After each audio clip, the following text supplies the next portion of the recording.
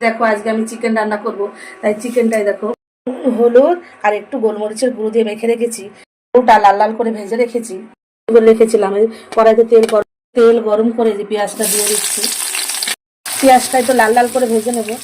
এই যে এর মধ্যে আদা, জিরে, পেঁয়াজ, রসুন আর একটা টমেটো পেস্ট করে নিয়েছি।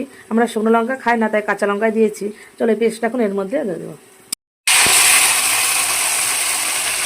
ভাজা কাঁচা কাঁচা গন্ধ না থাকবে যখন, তখন চিকেনটা দিয়ে দেবো।